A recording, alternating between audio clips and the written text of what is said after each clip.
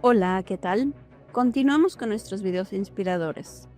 Hoy vamos a conocer un capítulo titulado Libertad o muerte en una decisión. El valor de toda decisión depende del coraje que se necesite para ejecutarla. Las grandes decisiones, aquellas que constituyeron los fundamentos de la civilización, fueron tomadas asumiendo grandes riesgos, lo que a menudo significó la posibilidad de encontrar la muerte. La decisión de Lincoln de promulgar su famosa Declaración de la Emancipación, mediante la que se otorgaba la libertad a las personas de color en Estados Unidos, la tomó a sabiendas de que ese acto pondría en su contra a miles de amigos y partidarios políticos. La decisión de Sócrates de tomar la venenosa cicuta en lugar de comprometer sus creencias personales fue un acto de gran valentía. Se adelantó 1000 años a su tiempo y dio el derecho a la libertad de pensamiento y de palabra a todos los que no habían nacido aún. La decisión del general Robert E. Lee de apartarse de la Unión y tomar partido por la causa del sur también fue una acción valerosa, pues él sabía que podía costarle la vida, además de la de muchas otras personas. 56 que arriesgaron a la horca. Pero la mayor decisión de todos los tiempos, en lo que se refiere a los ciudadanos de lo que más tarde sería Estados Unidos, se tomó el 4 de julio de 1776 en Filadelfia, cuando 56 hombres estamparon sus firmas en un documento que, como muy bien sabían, aportaría la libertad a todos los norteamericanos, o bien dejaría a cada uno de los 56 colgado de una cuerda por el cuello. Sin duda alguna, habrá oído hablar de ese famoso documento. Tal vez no haya extraído del mismo la gran lección del logro personal que nos enseña de un modo tan sencillo. Muchos recuerdan la fecha en que esa gran decisión fue tomada, pero pocos se dan cuenta del valor que se necesitó para ello. Recordemos nuestra historia tal y como nos la enseñan. Recordamos las fechas y los nombres de los hombres que lucharon. Recordamos a Valley Forge y Yorktown. Recordamos a George Washington y a Lord Cornwallis.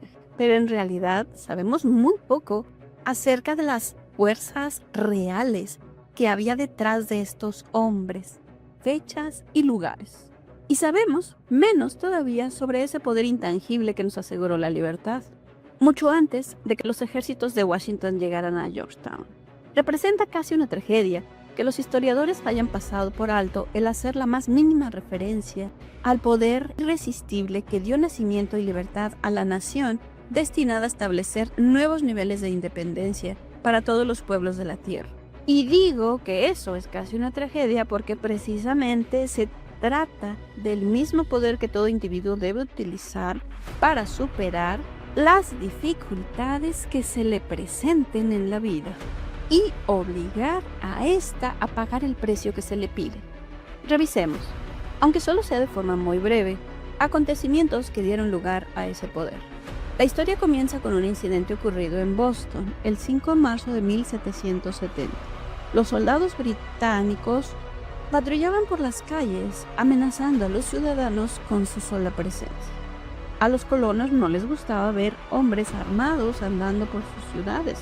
Empezaron a expresar abiertamente su resentimiento por este hecho, arrojando piedras y profiriendo insultos contra los soldados que patrullaban.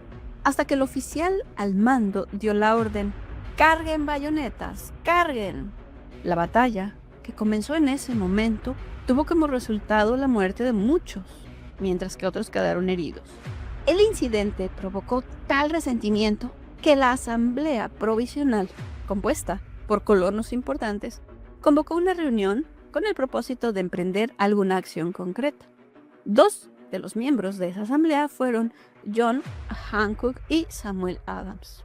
Tomaron la palabra y hablaron con valentía, declarando que debían organizar un movimiento para expulsar de Boston a todos los soldados británicos. Debemos recordar que eso fue una decisión surgida en la mente de dos hombres, lo que podemos considerar como el principio de la libertad que todos disfrutamos hasta ahora en Estados Unidos. Tampoco podemos olvidar que la decisión de esos dos hombres exigía fe y coraje, porque una decisión que entrañaba peligros.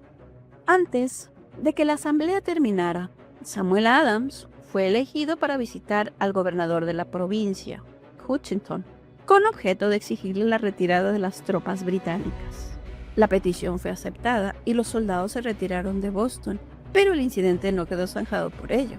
Había provocado una situación cuyo desenlace estaría destinado a cambiar el rumbo de toda una civilización. Organización de un equipo de trabajo. Richard Henry Lee adquirió un papel importante en esa historia.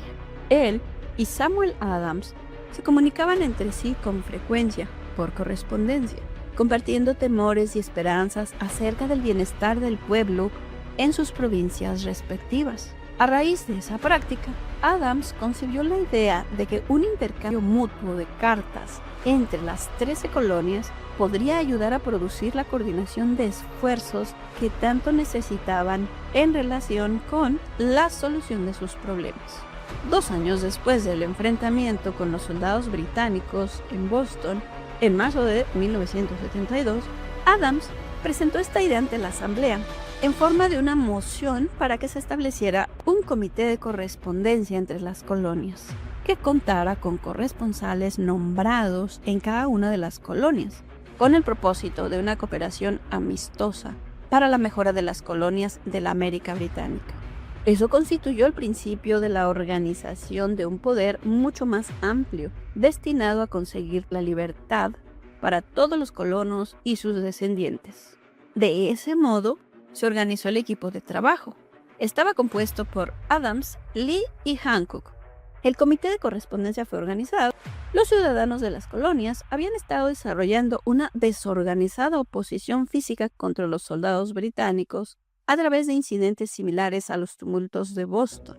Pero de todo ello no se había derivado ventaja alguna. Sus agravios individuales no habían salido consolidados bajo un equipo de trabajo. Ningún grupo de individuos tenía puestos sus corazones, mentes, almas y cuerpos juntos en una decisión concreta para solucionar de una vez por todas su dificultad con los británicos, hasta que Adams, Hancock y Lee se pusieron a trabajar juntos. Mientras tanto, los británicos tampoco permanecieron de brazos cruzados. También ellos se dedicaron a efectuar alguna planificación y a formar equipos de trabajo propios, con la ventaja de contar con el apoyo del dinero y de un ejército organizado. Una decisión cambió la historia. La corona nombró a Gage para sustituir a Hutchinson como gobernador de Massachusetts. Uno de los primeros actos del nuevo gobernador consistió en llamar a Samuel Adams por mediación de un mensajero con el propósito de intentar detener su oposición merced al temor. Comprenderemos mucho mejor el espíritu de lo que sucedió si citamos la conversación mantenida entre el coronel Fenton, que era el mensajero enviado por Gage, y el propio Adams. Coronel Fenton: he sido autorizado por el gobernador Gage para asegurarle, señor Adams, que el gobernador ha sido dotado de amplios poderes para conferirle a usted tantos beneficios como le sean satisfactorios. Intento de ganarse a Adams con la promesa de soborno, con la condición de que abandone usted su oposición a las medidas de gobierno. El gobernador le aconseja que no continúe disgustando a su majestad. Su conducta le hace acreedor a los castigos previstos en una ley de Enrique VIII, por la que se puede enviar a Inglaterra a las personas para que allí sean juzgadas por traición o encarceladas por traición, a discreción del gobernador de una provincia. Pero si usted cambia la línea política, no solo obtendrá grandes ventajas personales, sino que también estará en paz con el rey. Samuel Adams tenía que escoger entre dos decisiones: cesar en su oposición y recibir recompensas personales por ello, o continuar y correr el riesgo de ser ahorcado. Evidentemente, había llegado el momento en que Adams se veía obligado a tomar una decisión que podía costarle la vida. Adams insistió en que el coronel Fenton, bajo la palabra de honor, le transmitiría al gobernador su respuesta, repitiendo con toda exactitud las mismas palabras que él le dijera. La contestación de Adams fue: dígale al gobernador Gage que confío desde hace mucho tiempo en estar en paz con el Rey de Reyes. Ninguna consideración personal me induce a abandonar la justa causa de mi país. Y dígale al gobernador Gage que Samuel Adams le aconseja que no continúe insultando los sentimientos de un pueblo exasperado. Cuando el gobernador Gage recibió la cáustica respuesta de Adams, montó en cólera y promulgó una proclamada en la que se decía: el abajo firmante, en nombre de su majestad, ofrece y promete su más gracioso perdón a todas aquellas personas que a partir de ahora abandonen las armas y regresen a los deberes propios de súbditos pacíficos. Las únicas excepciones del beneficio de tal perdón son Samuel Adams y John Hancock, cuyas ofensas, de naturaleza demasiado flagrante, no admiten otra consideración que la de un adecuado castigo. Podríamos decir que tanto Adams como Hancock se encontraban en dificultades. La amenaza del airado gobernador obligó a los hombres a tomar una decisión, igualmente peligrosa. Convocaron una apresurada reunión de sus más fieles seguidores. Una vez todos estuvieron presentes, Adams cerró la puerta con llave, se la metió en el bolsillo y les informó que era imperativo organizar un congreso de los colonos y que nadie abandonaría aquella habitación hasta que se hubiera tomado la decisión de convocar dicho congreso. A este anuncio siguió una gran excitación. Algunos sopesaron las posibles consecuencias de tal radicalismo, otros expresaron graves dudas en cuanto a la prudencia y la conveniencia de una decisión tan definitiva que desafiaba claramente a la corona. Encerrados en aquella habitación había dos hombres inmunes al temor, ciegos ante la posibilidad del fracaso: Hancock y Adams.